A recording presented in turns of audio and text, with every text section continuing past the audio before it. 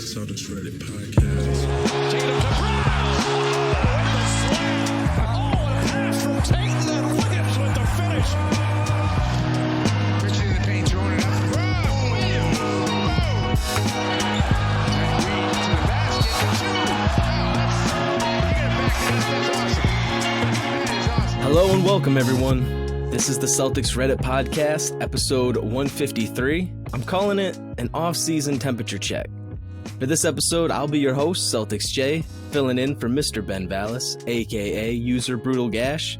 I'm joined today by fellow Celtics Redditor and OG of OC, the green side of the spoon, the man who has promised his mind to the Marcus Smart Hive should he make the 2022 All-Star team, Mr. Wayne Spoony. Spoons, thanks for being here. How we feeling?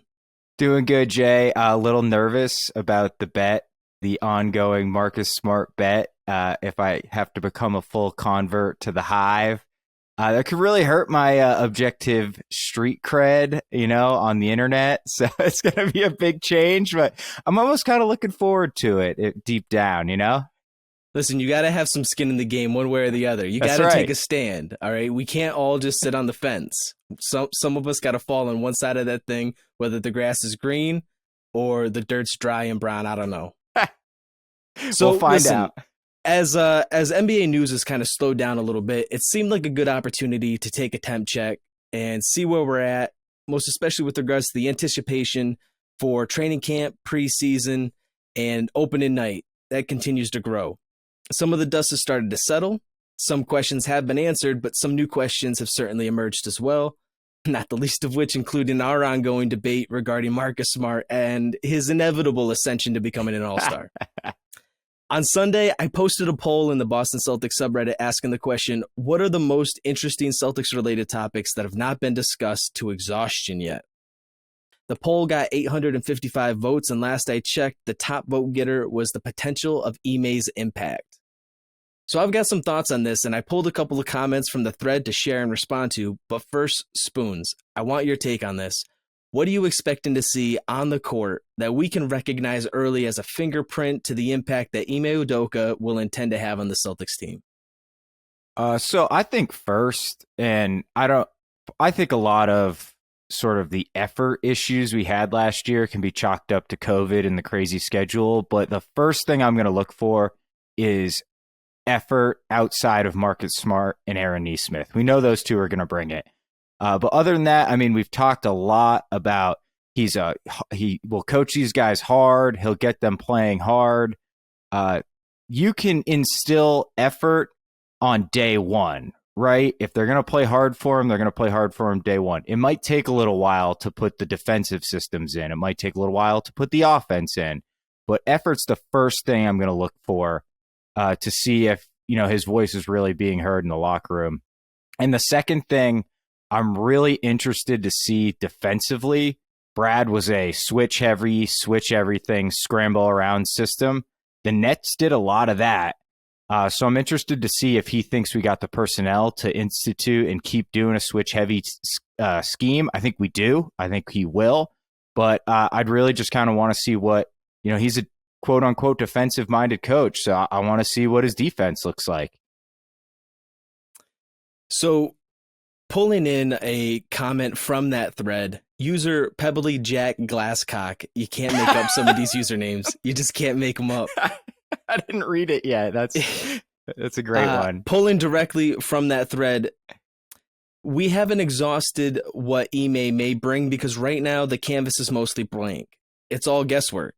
That said, I'm going to guess that at the All-Star break, we'll begin to worry Ime isn't good at X's and O's offensively while running out a top 5 defensive juggernaut every night. Popular topics will include why is Richardson playing so much and why can't Cantor play more?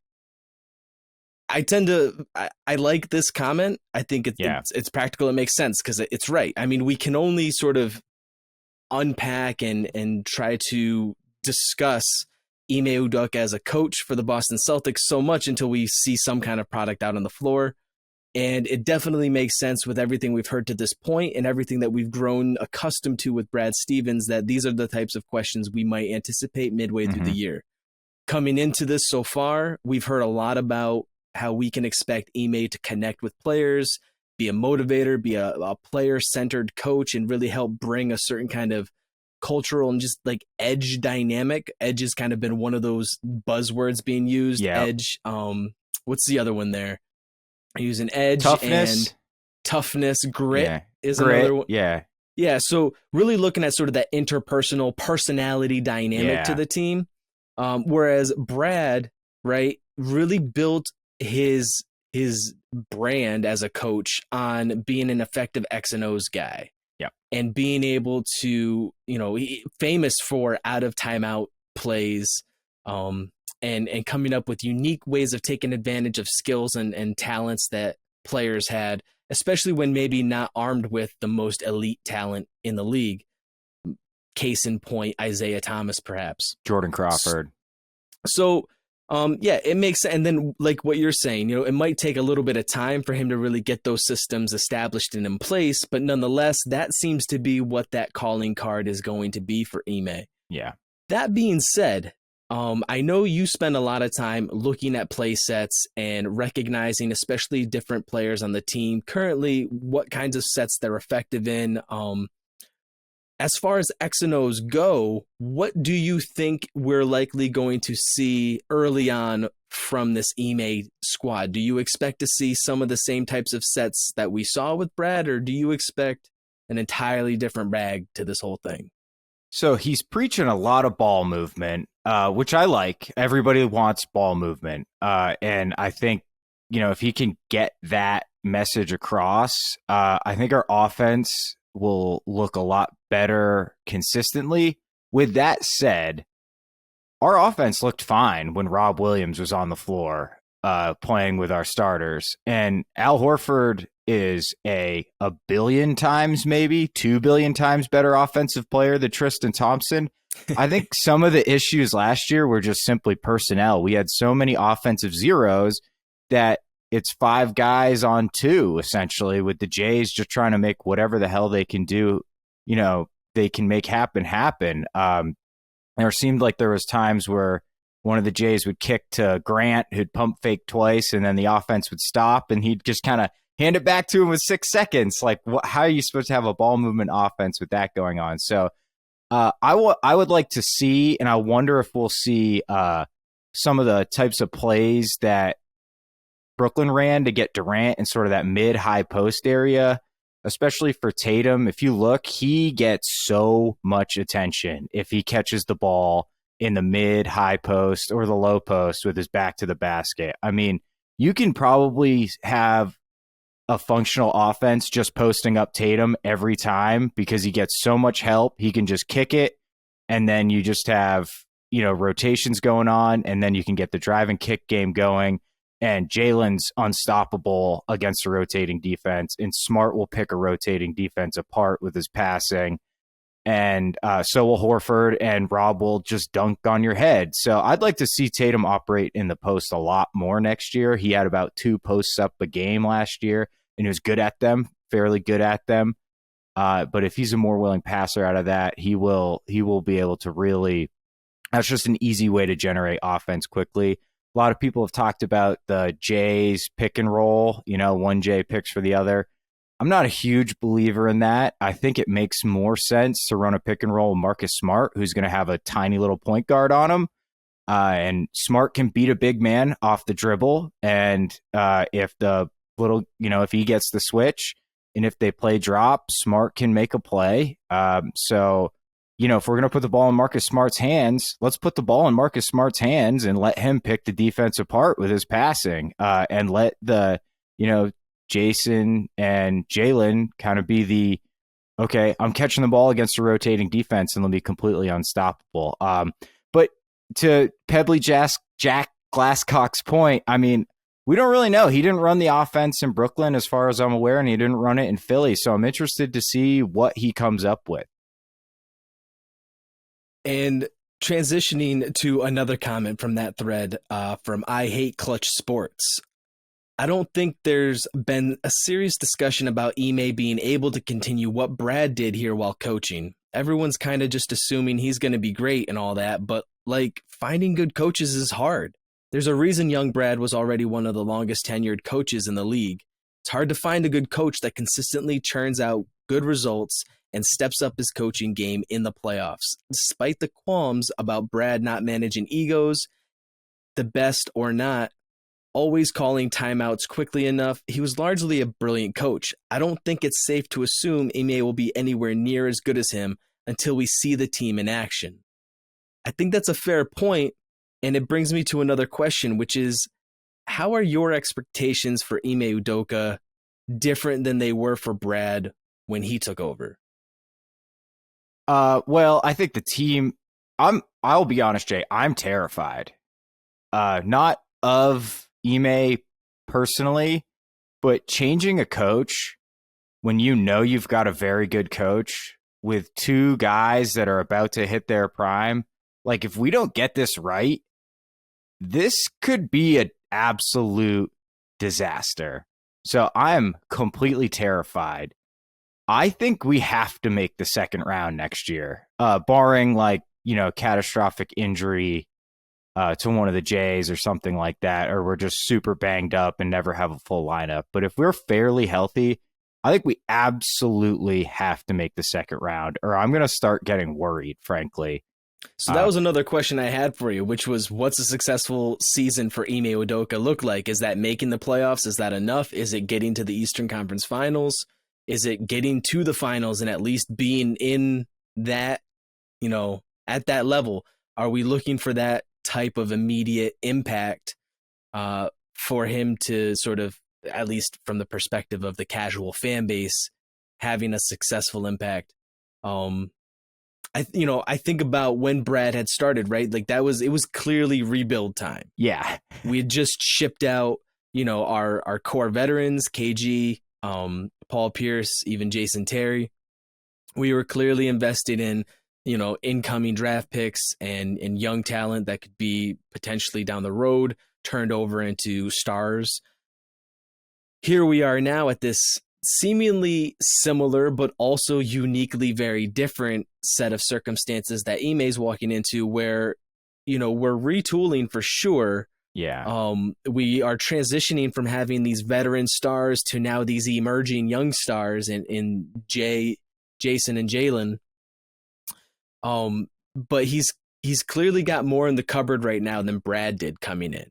And he's coming in with different cachet too. He's coming in with NBA coaching experience, albeit not head coaching, but as an assistant with having successful runs in San Antonio, having been in really competitive teams with the Sixers and with the Nets, and also having got the sign off and approval of key players on this team. I like the point that John Corrales made on the pod last week. Shout out to, again, John Corrales for joining us on the pod last week. And anyone that hasn't caught that episode yet, make sure to go back and check it out, because he definitely dropped some gems in there. But I like how he brought up the point that the key players on this squad right now, the core that we've got, they signed off on Ime Udoka. And so you'd have to at least have some level of assumption that these guys are going to be invested in trying to give him as much as they've got to help him be successful. I think for me, it's not enough just to make the playoffs with this team. We saw last year when they were crippled by all sorts of unfortunate circumstances, they still got their way into the playoffs, and they got the worst matchup. They went up against, as healthy a Nets team as anyone had seen in the playoffs. And they gave them hell. I think so. Yeah. they did okay. As well as you could expect. Time Lord had some defensive posters on Harden. I love that. Right. Yep. Like, that's good stuff. And Romeo Kyrie made an appearance, and he almost seemed like a viable player. Yeah. Naismith came out and hit some shots and hustled in a way that was noticeable to everybody paying attention. So there were some highlights for sure, but that was a team that, by all accounts, was sort of already tapped out. They were exhausted. They weren't totally bought in. Everything was not in sync. It wasn't gelling. Your second best player's out. What are you going to do? What are you going to do? Yeah. So this year, it's, we're at least in the position right now where we can expect everyone starting the season off healthy, which we haven't really, I think, been able to say that in a good handful of years now. No. So that's kind of scary in its own right, because we're not used to being able to expect that. So knock on some wood. But he's got a healthy roster to start with. He's got players that have sort of their own stake in this now, having signed off on this coach coming in, Ime Udoka.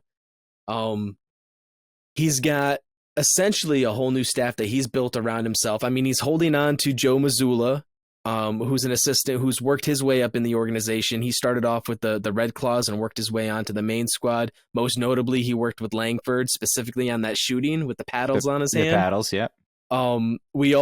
He's kept on Matt Reynolds, who was previously the video coordinator, and now he's the special assistant to the head coach. We might at some point have to dive into figuring what that is, because it kind of makes me think of The Office. I like, special assistant too. Let's get him on the pod, Jay. we got to get man on so he can just give us some clarity on that. But then, some notable additions that Ime specifically made, bringing on Tony Dobbins, also a former player. Most of his career was overseas, but a lot of experience there. Will Hardy, who comes from that Spurs alum as far as coaching. And then maybe most notably, Damon Stoudemire coming over. Guy. Former player, former rookie of the year, high-level performer at that point guard role. So I loved we've got Mighty Mouse. I loved him. A lot of new dynamics to this coaching roster. Ime's coming in with, you can't imagine a new coach having more support than Ime's going to have, because not only has Brad always sort of demonstrated a pretty egalitarian leadership style, but I also have to figure, given his experience coming on as a new coach in the NBA, being supported the way that he was with Ainge, and having been given so much autonomy and support even when things weren't going well, you have to imagine he's going to exercise a lot of those same, at least, foundational philosophies with Ime. So you have to imagine Ime is going to have every opportunity to be successful. It's really going to be, does his recipe for success actually produce, a winning basketball team?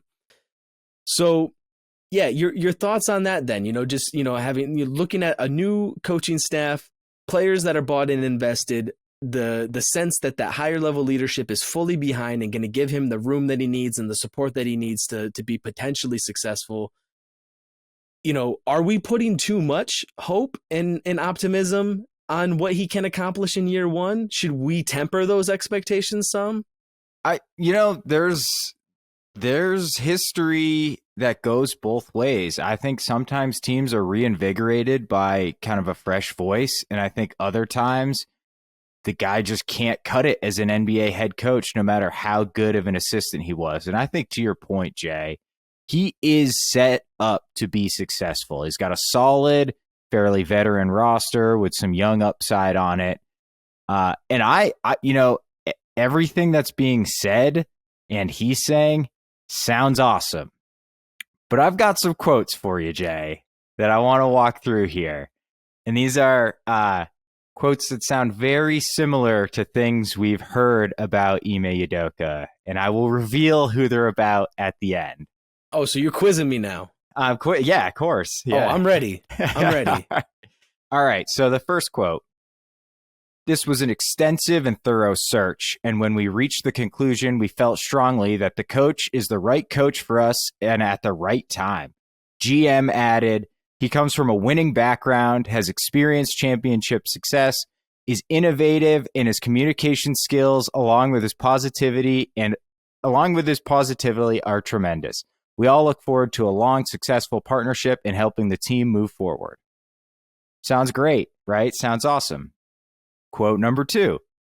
"Before the coaching search started, the GM mentioned that he was looking for a solid communicator, and he went as far as saying that communicating well with players was his top thing when looking for qualities in the team's next head coach."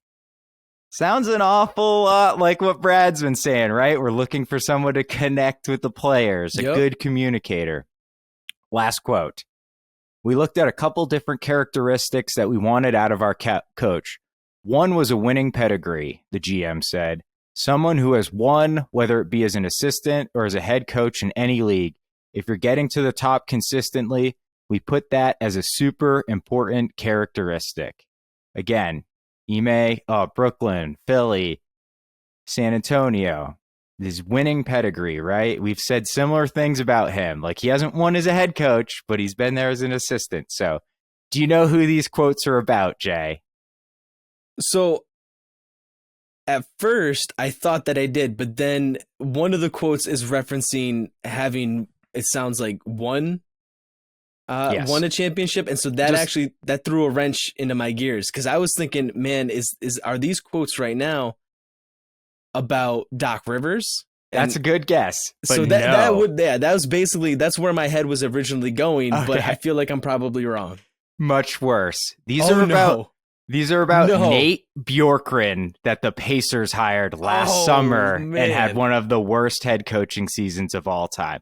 Okay. That's why I'm terrified. Okay. Because as good as it seems and as great as, he can say what he wants to do, some guys, as good as they are as people, as awesome as they are communicators, are just not good head coaches. And I hope and I think he will be, but there is a possibility he's not, and that would be a freaking disaster. Oh, man. Yo, you got me with that. So, and I think the one thing, just to go back to quickly, and again, to touch on some of the concerns that were mentioned by user I Hate Clutch Sports here, when we're thinking about, especially just comparing the tenure that Brad has had and how we measured that success in Ime, I mean, there's some parallels and similarities, but they are coming in sort of at different points in the team development and team building dynamic.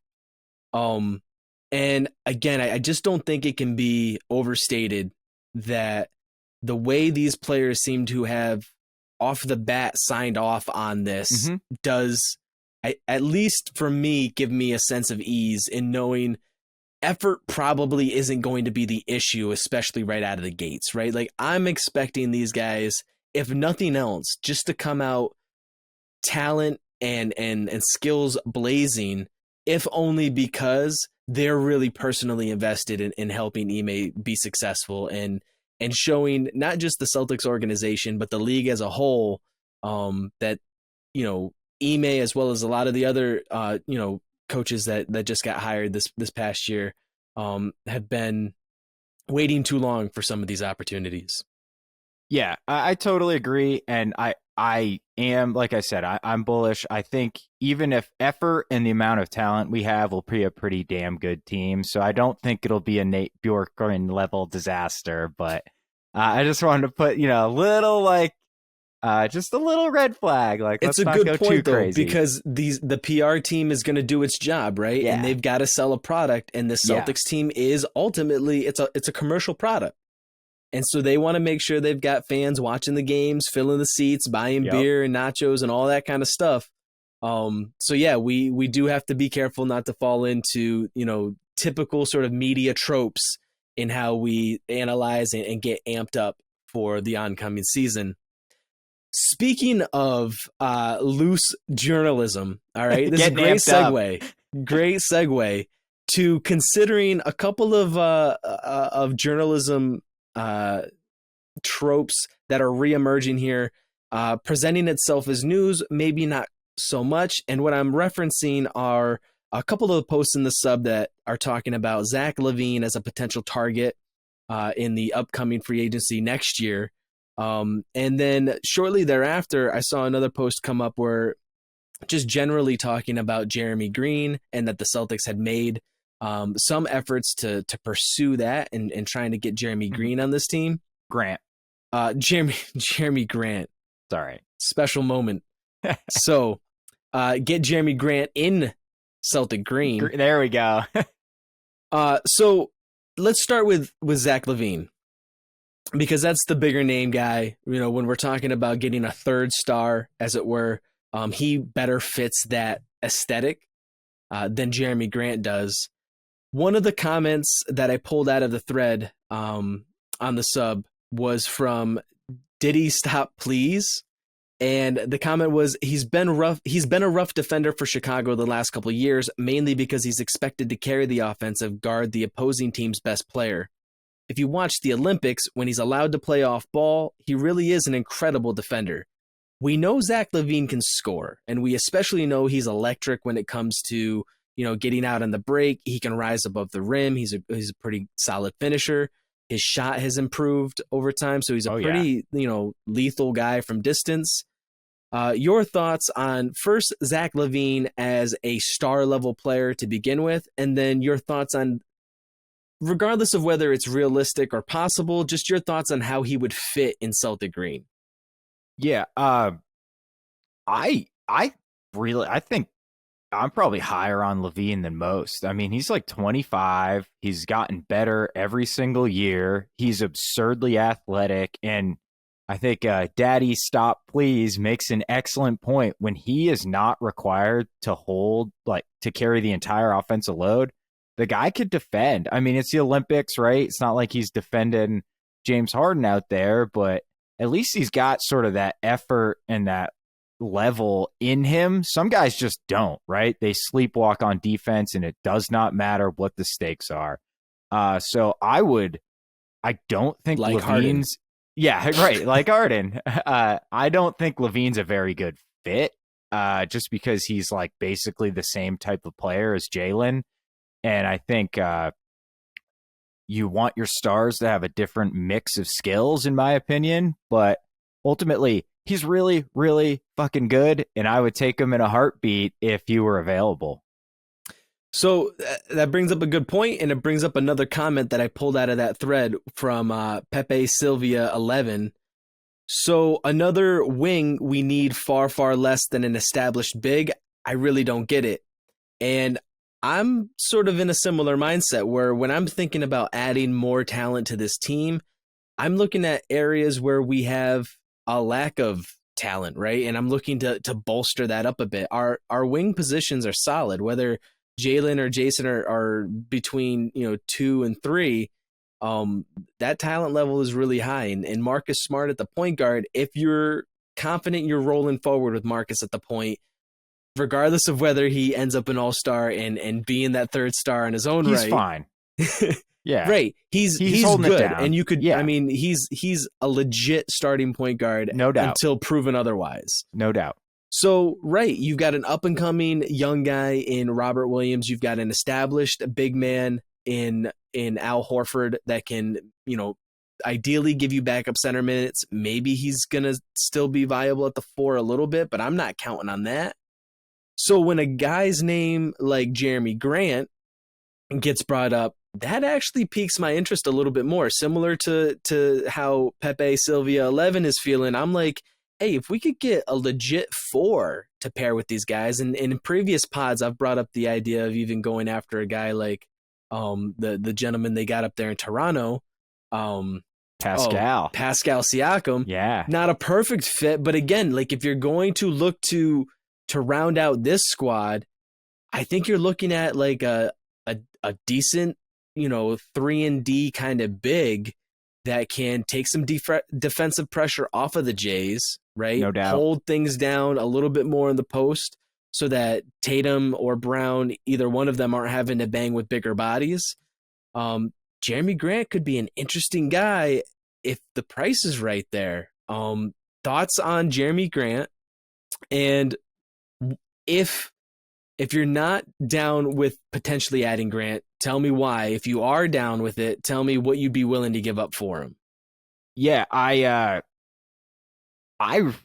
I'm probably, unlike Lavine, I'm probably a little bit lower on Grant than a lot of people are. I think he kind of had a paper tiger type of season last year. I don't think he's as good as his numbers looked. That said, man, he'd be a good fit in green, dude. He would be so friggin' perfect as the third wing next to the Jays. I mean, he does all the stuff we don't want to have them do, and he can knock down open corner shots. He can, he can handle it a little bit. He can pass it a little bit. He's super versatile on offense. I mean, he's not like elite at anything on offense, but he's good enough that he can kind of take advantage of mismatches and things. And the dude can defend, and he's bigger than I kind of previously thought, man. He just looks friggin' big out there. So what I would give up for him,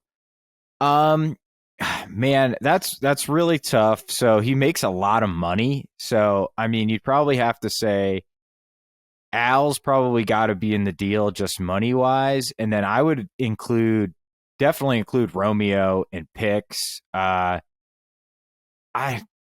don't know if you can include Rob just because then we don't really have a center. I would be loath to include Neesmith, but objectively, it probably would be worthwhile to include him.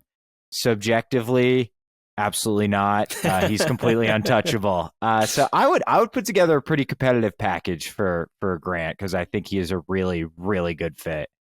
Yeah, I think whether we're talking about Zach Lavine, Jerami Grant, or Bradley Beal, the most challenging part of thinking about any of these guys to add to the current roster is you've got to give to receive, right? Right. And I see a lot of folks, not even just in the sub, but even in just general media, and they're talking about, well, if Neesmith plays well, you're not going to want to trade him.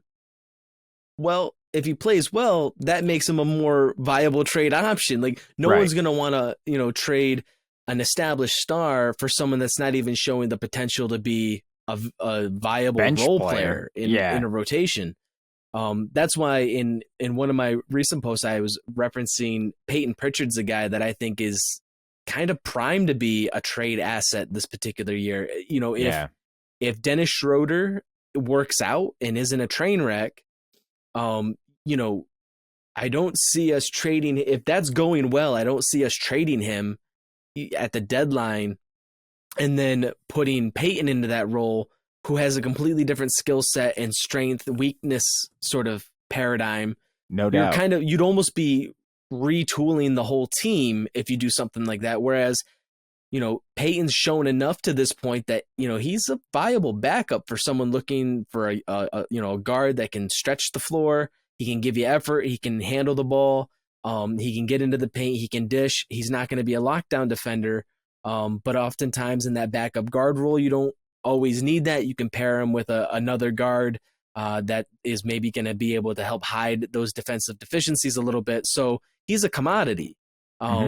So whereas a lot of folks I know are talking about, well, if the young guys play well, you got to hold on to them. I'm thinking, some of these young guys, if they play well, they might be playing themselves right into a bigger role on another team. Yeah. And I mean, we don't really have room for Romeo and Neesmith. So if they both play well, it makes sense to trade, especially if we're bringing back Grant, who's another wing. I mean, it makes sense to include one of them and just find like a scrap heap wing that can be your fifth wing.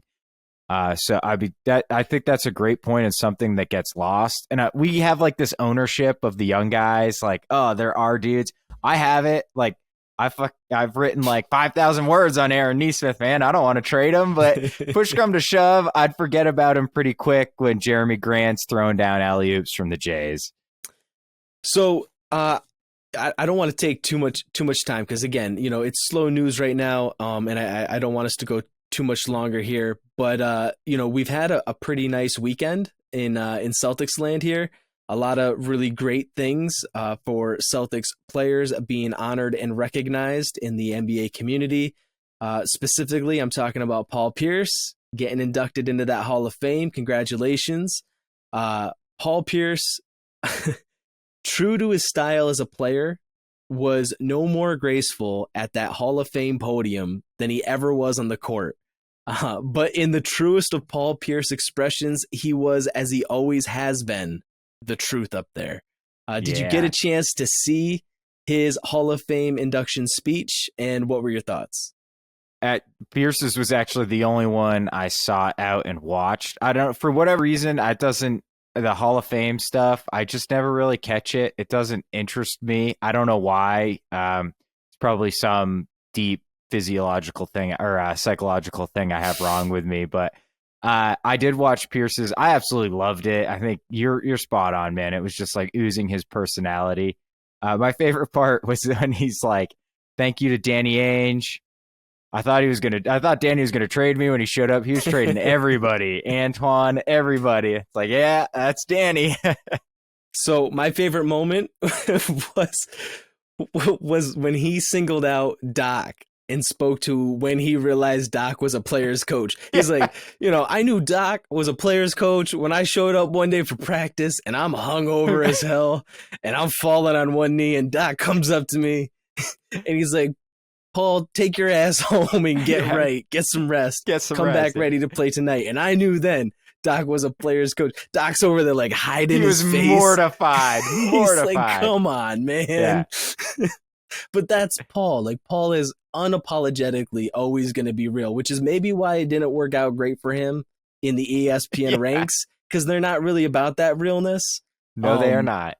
It just, a lot of people playing into aesthetic characters as opposed to natural and organic characters. And Paul has just always been, for better or for worse, throughout his entire career in Boston, himself. He has always been himself.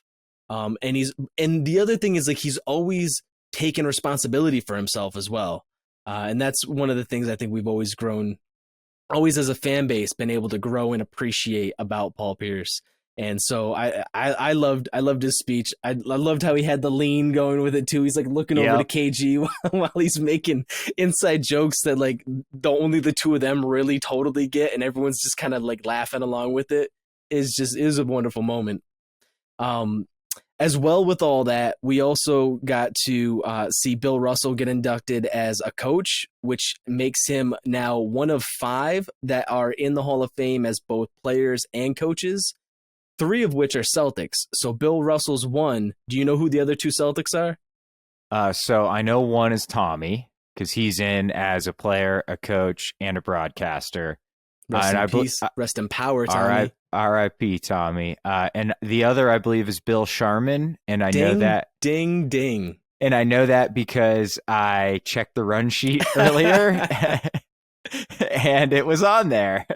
I tried to white it out before you got in there so that I could try to keep it a secret. But listen, lesson learned. Yeah. So yeah, Bill Russell now one of 3 Celtics to have been inducted into the Hall of Fame as both a player and a coach.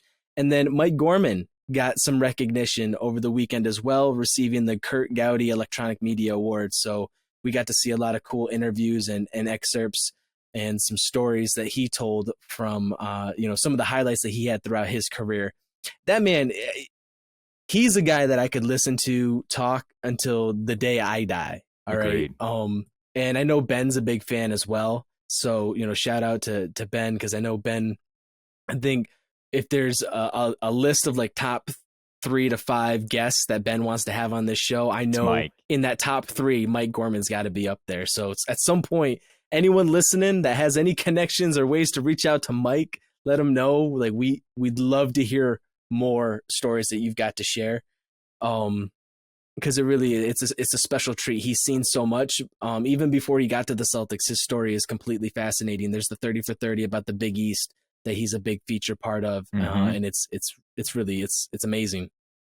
So a lot of warm fuzzies all the way around. That's right. For Celtics Nation. To close us out, you've been dropping some fresh content in the sub this week regarding Jaylen Brown and his potential to ascend to another level of star performance in the upcoming season. Part 1 of that was titled "A Look at Last Year," and it's posted in the sub currently. It's a great read, setting up for a fascinating look at that other foundational pillar of potential Celtics success. What's the word on part 2? When's that dropping? I'm going to try. So I'm going on vacation next week. I'm going to the beach. So I'm going to try. I know. I've been watching I'm probably about halfway through every turnover Jaylen Brown committed last season. So I'm putting together a compilation of some of his worst for that piece. So I hope to have it written and out by the end of this week, but we'll see. My Neesmith piece was featured in Celtics blog, linked it in their daily links, and the Dunked On guys, included the first part of my Neesmith piece in some of their daily links. So it's been a big week for Wayne Spooney's writing this week. That's straight to the top. That's a big spoonful of notoriety that you got now. Yeah. All right. Huge. Wayne the Big Spooney coming up. No, it was cool though to see get noticed by people who are that well known in the industry. So it was honestly really humbling, and I may print out the tweet and frame it of the tweet of Danny LaRue tweeting my handle on Twitter. You should, man. It's evident, I think, to the audience, especially in the sub, that you're putting a lot of attention and effort into creating quality original content for that community. And now that you're able to start sharing that to a bigger audience, I hope that I speak for the rest of the sub. I know I speak for the rest of the Celtics Reddit podcast team when I say, yo, go chase them flowers, man. Go get them. Right? I appreciate it, Jay. All right, well, that's going to do it for this episode. If you're listening, make sure to like, subscribe, rate, and review so that we can continue to bring you Celtics discussion that you enjoy. You can look out for our podcast in video format as well on YouTube. We're currently being hosted by the Celtics highlight goat himself, Timmy093, and you can look for all those links in the post description. You can also follow the pod on Twitter at Celtics Reddit Pod. I'm on Twitter as well at CelticsJ6. Spoons, where can the people find you and get more of your work? You can catch me on Twitter at WSpoony, all one word. And I also have been trying to consolidate all my writing onto Medium. So I'm just Wayne_Spoony on Medium. And you can eventually will be able to find everything I've written on there, and all my new stuff I'm posting there first and then putting it on the sub a little bit later. All right, man. Well, listen, encouraging everybody to be on the lookouts for that. We certainly enjoy and appreciate all of your work. Once again, for the Celtics Reddit podcast team, thanks for listening, and we'll talk to you guys next time.